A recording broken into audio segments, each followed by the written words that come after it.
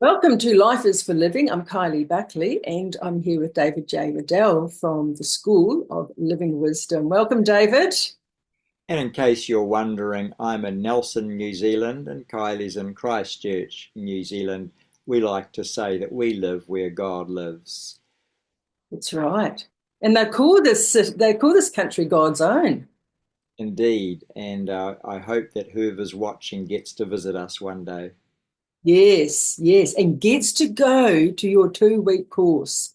That Yes, we hold those 4 times a year in Nelson. They're a 2 week course, and they are dedicated to teaching wisdom, life skills, philosophy, and theology all in one neat package. And everybody who graduates says it was life changing. And I think you're one of them. I think so. Absolutely. And everyone in my class too. We've got lifelong friends through that class. It happens. Yeah, yeah. So, hence why we've started up this channel so that we can bring David to you and his wisdom, because not everybody can attend for whatever reason up in Nelson. But honestly, if you are thinking or considering it for yourself or your family, just do it because it will prove dividends in your life and your life of your family as well. So, today we're going to be talking about pits and ladders, setting goals, and setting yourself up for success or for failure. David, can you speak into that small steps invite us upwards? Part of our essential nature is creativity, and part of creativity is the ability to imagine how the future could be. I want you to imagine what your life would be like if you had a wonderful marriage, if you were partnered with a wonderful person, with beautiful children, a fulfilling job, career, or mission. I want you to imagine what it would be like if you had enough money to achieve the goals and dreams. I want you to imagine what it would be like if you were free of emotional addiction or chemical addiction. I want you to understand that goals can get you to whatever you can imagine. And the best understanding of goals are steps on a stairway or rungs on a ladder. And so, via rungs on a ladder, we can drag you out of any pit. With steps on a stairway, we can help you achieve whatever you can dream. But of course, those rungs may also get you into trouble. So we want you to set goals that are good for you and not bad for you. Achieving mental health is a worthwhile goal. Achieving reliable transport and travel vehicles is a worthwhile goal. Achieving skills and trade abilities is a worthwhile goal. Achieving relationship abilities that can sustain love and respect is a worthwhile goal. How long since you did something for the purposes of self-improvement? Did you read some scripture? Did you read some Bible? Did you read some self-help books? Did you learn about jealousy or codependency or soul ties or healthy assertiveness or having the courageous conversations? These are all goals. They're all rungs in the ladder. And those goals are difficult to attain to sometimes. If you're taking up an instrument, a guitar, a keyboard, a piano, a violin, you must set some goals for yourself and fulfill those to become proficient. But it's the same in your discipleship as a Christian. It's the same in your desire to build emotional formation. It's the same to unbuild the lies that were built into your thinking throughout childhood. And if you want success, you must understand that you have to climb out of that pit of failure, that pit of inferiority, that pit of arrogance and pride, that pit of flirtation or sexual addiction, that pit of apathy or anger, rage or irritation. There are many, many pits that my clients fall into and come to me for help every day, all through the day. And my first job is to discover what kind of pit they're caught in, and then to design a ladder with enough rungs in it for them to simply climb right out. That's what I do as a therapist and counselor. And my desire is to get them out of that pit as efficiently and as quickly as I possibly can. A task for which I have been serving an apprenticeship now for about 50 years. I almost know what I'm doing. You think so? I must say, I can build the ladder, but only the person struggling can climb. And we never forget that. That's called their sovereignty. And once I've constructed a ladder for them, they will either climb it or they won't. Yes. And I guess too, it's about keeping your eye on that goal, keeping your eye on what it is you want to achieve, will help you overcome the obstacles and the self-talk um, to get yourself there. This is where the truth coaches are very important. And knowing that you're going to come up against yourself, who's going to want to take you back to where you've been, or to not achieve what you need to achieve. So I've forgotten the word now that you use for repetitiveness. You've got to do things often until it becomes the normal. Yes, we're trying to construct new habits in the person, habits of facing the truth and accepting the truth, habits of accepting correction from people who know better than you do, the habits of finding insights that will steer you through and enable you to gain the assertiveness skills, the comebacks, the persistence or the focus. You can teach ADHD children to stay on task. You can teach adults to stay focused. But as you say, the goal must be tied into the vision, and the vision must be enabled by the goals. And truth coaches enable you to take every rung in that ladder eventually. And those truth coaches are highly processed, highly refined, and highly relevant to the person. And you can get that book of daily insights by ordering it from www.livingwisdom.co.nz, and there you will find product in the form of podcasts and books that we can send, and all of the lists there that are available, all in the cause of promoting mental, emotional, and spiritual health.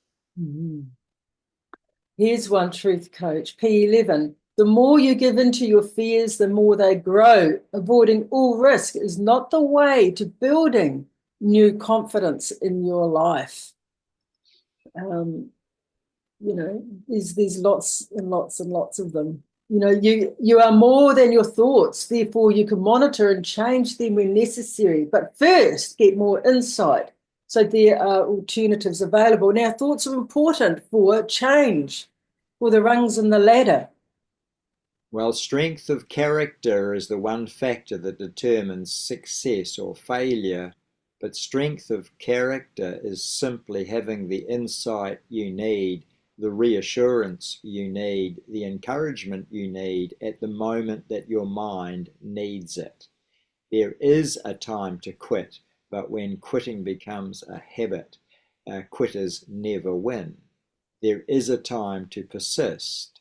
And in fact, if you don't consider yourself very intelligent, I've got good news for you. In the race to success, persistence is actually more important than intelligence. The prize goes to the persistent.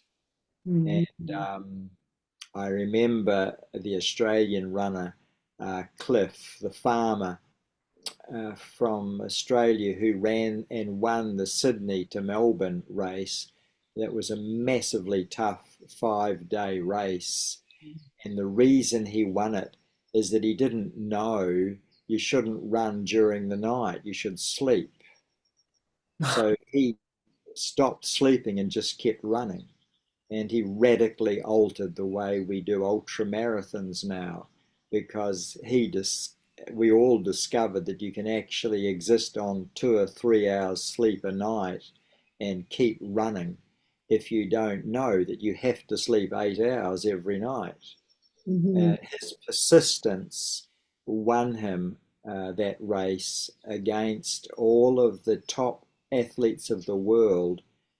This cowcocky from the outback just simply persisted. And I've taken that because persistence gets you there. Even if you aren't the brightest spark in the fire, persistence will enable you to keep going. And failure is not actually fatal, it is merely feedback. And if you're scared of failure, if you're afraid of failing, then you'll take its knockback too hard and you will get knocked down. Me, I no longer fear failure. For me, it's just a messenger. It tells me I've got something wrong, doing something wrong, believe something that's wrong. But hey, if I correct that belief, I can stop failing. And that has served me well in marriage and in business and in athleticism. I'm now one of New Zealand's oldest athletes, and at 71, I'm still running marathons and ultra marathons, and I'm still running track. Because why? Because you use it or you lose it. And Mm. I'm convinced that people grow old more because they stop using it than because of how old they are. In fact, I consider myself fitter and faster now than I was as a 20-year-old, simply because I didn't stop running and I didn't stop working out. And so, physical health, mental health, spiritual health, to me, they're all part and parcel of the same philosophy. Mm-hmm. Mm-hmm. Yes, yes, physical health is a good one because you have to persist. You have to keep going with it because as soon as you stop, you deteriorate. And, Use It or Lose It is a book I read back in the 90s by Peter Snell and Garth Gilmore.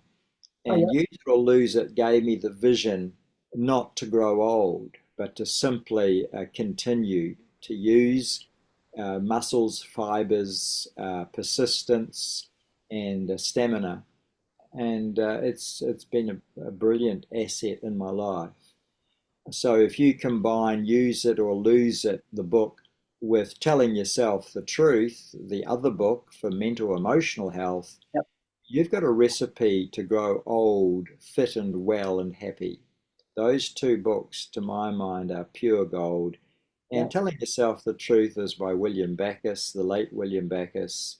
His surname is Backus. Get it, read it, live by it. Use It or Lose It if you can, because it's out of print now. And with those two books, I just about guarantee you a long and happy life. Mm-hmm. Mm-hmm. Yes.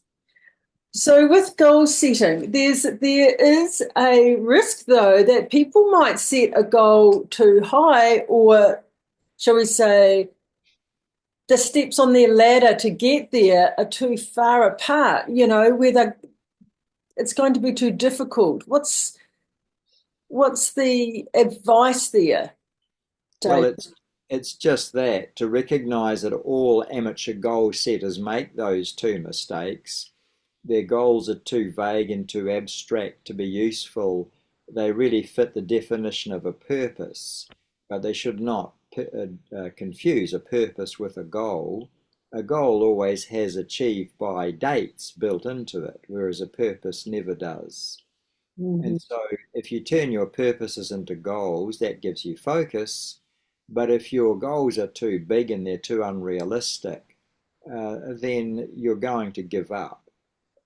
Really, any journey is made up of steps. And if you try and take steps that are too big for you, you're going to tire yourself or fall over. So make sure that all the rungs in the ladder are actually realistically spaced. Mm-hmm.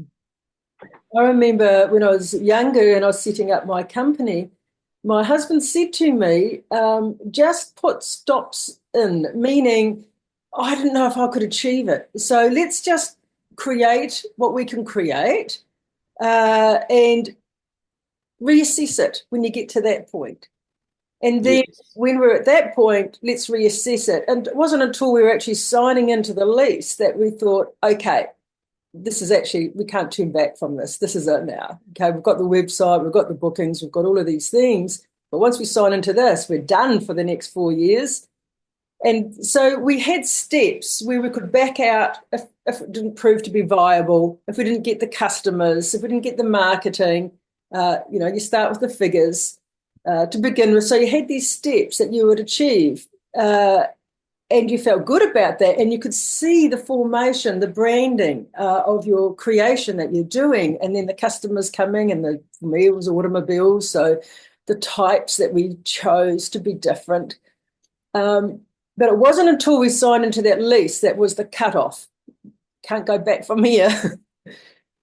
So, Yes, it requires commitment, but the trick is don't run before you can walk. The trick is consolidate your gains before you stretch for the next one. The trick is don't overbalance and fall on your face. And that just means being rational about it. That means consolidating each step in the way, and not to get so in love with your vision that you have no exit strategy if it doesn't work out as planned. Realistic goals are very important in the whole process. Yes. Excellent. Okay. Well, that's another session of Life is for Living, hits and ladders. Thank you, David. Go well.